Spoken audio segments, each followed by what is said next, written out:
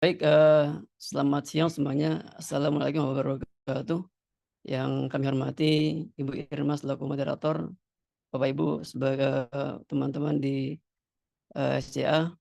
Izinkan saya untuk bisa menyampaikan satu topik tentang blockchain sharing to raise efisiensi blockchain teknologi adoption supply chain. Jadi sebuah teknologi blockchain atau sebuah konsep eh, sharing merupakan bagian dari konsep blockchain teknologi. Ini profil saya singkat saya sekarang dosen di BINUS dan juga di praktisi di perusahaan PT Awas, sebuah perusahaan konsultan IT.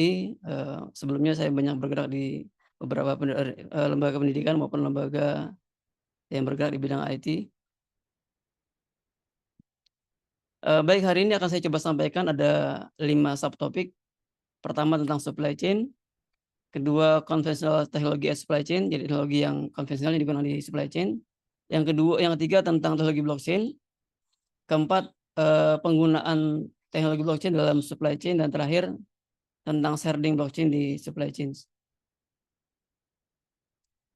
Untuk supply chain activities saya kira tidak perlu banyak dijelaskan karena kita sudah paham semua bahwa supply chain aktivitas yang kompleks ya. Sebuah proses yang manage dari mulai flow good, dari mulai bahan baku, kemudian diproduksi, delivery sampai ke pelanggan. Eee Semua termasuk aktivitas-aktivitas dari mulai procurement, production planning, inventory dan seterusnya, itu bagian dari supply chain activities. Kemudian, goals-nya adalah goals dari supply chain adalah optimisasi efisiensi, minimize cost, kemudian yang pasti terakhir adalah, customer satisfaction ya. Jadi, overall semua kegiatan yang, berujung pada kepuasan customer itu bagian dari supply chain. Oke.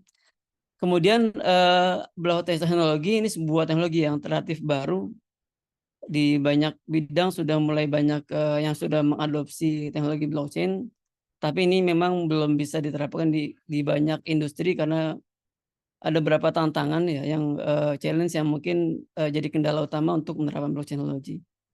Jadi, secara umum perbedaan utama blockchain teknologi dengan blockchain sebelumnya adalah ada desentralisasi, decentralized. Jadi kalau pada teknologi sebelumnya konvensional, kita menyimpan transaksi di satu tempat sentral, di server katakanlah, atau di cloud. Tapi ini kalau di blockchain dia terdesentralisasi, tersebar. Di mana dia menyimpan? Dia menyimpan di node-nya. Di setiap node, setiap, parties yang tergabung dalam jaringan blockchain. Itu yang pertama yang menjadi sebuah,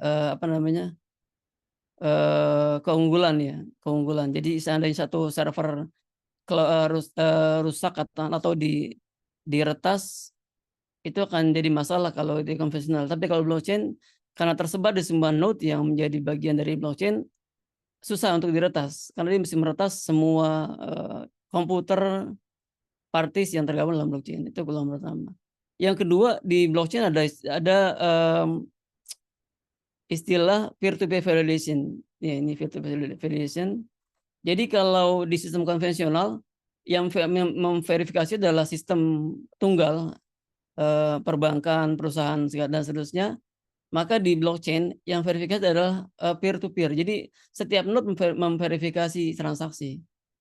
Jadi tidak mudah untuk bisa memanipulasi transaksi, sehingga transparansi sangat tinggi. Setiap transaksi itu harus diketahui oleh nodes, oleh partisan yang ada di blockchain, jaringan blockchain. Dan setiap partisan bisa memvalidasi.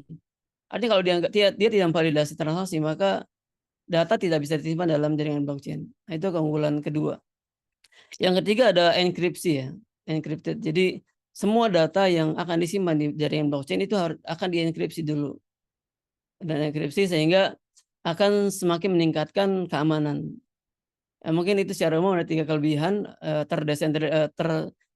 tersebar, penyimpanannya, kemudian peer to peer validation, dia divalidasi setiap, node yang ada di jaringan. Ketiga, setiap transaksi itu di-encrypt. Ini ada satu model yang saya coba tunjukkan bagaimana menerapkan blockchain di supply chain. Jadi mungkin dari gambarnya ada gambaran umum bahwa dari mulai customer-nya retail, distributor, manufaktur itu mereka akan terdaftar sebagai blok. Sebagai beberapa blok, ini bloknya. Kemudian ada ISP sebagai katakanlah software support-nya yang bisa mensupport dari segi teknis penggunaan blockchain di supply chains. Oke, ini kelemahannya adalah kalau kita menggunakan konsep blockchain teknologi yang konvensional, peer-to-peer validation, maka mungkin relatif sangat sulit karena setiap transaksi mesti divalidasi oleh semua bagian, katakanlah manufaktur, dari mulai pabriknya, distributornya, retailnya, customer-nya dan seterusnya. Sehingga tidak efisien untuk bisa memvalidasi semua transaksi oleh semua node atau semua parties. Itu jadi sebuah kendala di blockchain teknologi yang konvensional. Nah, untuk bisa meningkatkan efisiensi, ada yang disebut dengan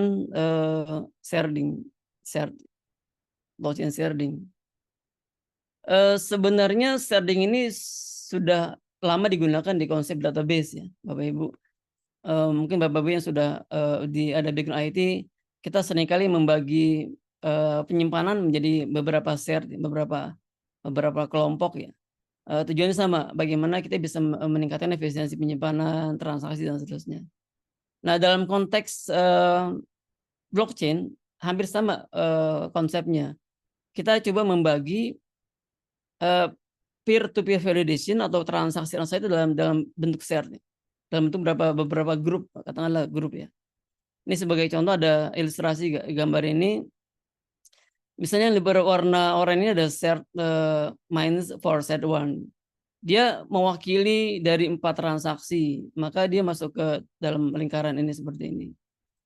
Ini di share 1. Yang share 2 itu ada 4 transaksi, maka dia tergabung dalam sebuah share 2 seperti ini dalam lingkaran. Share 3 juga sama, warnanya kuning. Yang share kuning, share 3 yang abu-abu. Maka setiap transaksi yang ini 4 itu kalau di realnya bisa banyak, bisa sampai 20 atau 100 dan seterusnya. Sehingga peer to peer validation dilakukan di share di kelompok kecil dulu. Nah, setelah ini divalidasi akan disimpan di share. Nanti share akan menjadi sebuah transaksi baru yang akan diproses pada tahapan berikutnya. Itu yang di sharding. Nah, ini saya coba buat ilustrasi ya untuk penggunaan blockchain sharding di supply chain proses.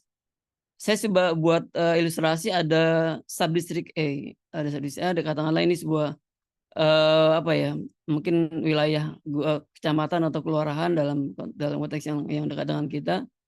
Jadi ini ada supplier, ini bisa diganti dengan distributor atau mungkin dengan transportation dan seterusnya. Dan ini ada transaksi. Jadi setiap ada transaksi supplier 1, 2, 3 ke distributor akan disimpan di transaksi A. Ini ada transaksinya. Dan ini setiap transaksinya akan divalidasi oleh ketiga nodes. Supplier 1, 2, 3. Jadi mereka akan memeriksa apakah datanya benar. Apa yang disimpan data penting. Jadi nggak semua data disimpan dalam blok. Mungkin secara umum ada jumlahnya berapa, kemudian kualitas yang disajikan, yang disertakan dengan barang. Nah, ini setelah divalidasi, oke semua validasi, disimpan dalam share subdistrik A. Ini bisa bukan cuma 3, bisa 5 dan seterusnya. Jadi akan sangat efisien kalau kita bandingkan dengan konsep yang lama. Hal yang sama juga terjadi di subdistrik B, katakanlah. Hal yang sama juga, mereka ada transaksi, kemudian mereka buat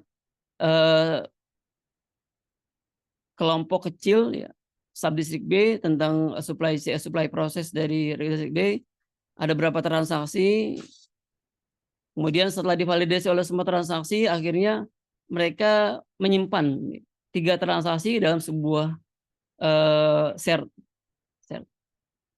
Nah, pada akhirnya gabungan dari A, B, dan C, ini ada A, B, dan C, akan membuat sebuah set distrik. Kalau ini subdistrik, maka digabung ke distrik. Nah, distrik juga ada 3. Ini saya buat ilustrasi saja. Jadi ada subdistrik A, B, C, itu di bawah distrik X. Nanti ada lagi distrik Y, distrik Z. Jadi tergabung menjadi sebuah set provinsi. Ya, jadi lingkupnya saya buat jelas dalam lingkup provinsi, dari mulai kecamatan, kemudian ini kata wali kota sampai ke provinsi. Nanti provinsi juga bisa digabung menjadi tingkat nasional. Ya, jadi kalau kita lihat dari konsep ini bisa terlihat efisiensi yang ditawarkan. Karena dari 12, katakanlah 12 transaksi itu hanya bisa 3 transaksi, dan ini akan sangat efisien untuk bisa menyimpan ya data dalam blockchain. Ya, jadi validasi dibuat per wilayah, kemudian akan digabungkan dalam subdistrik.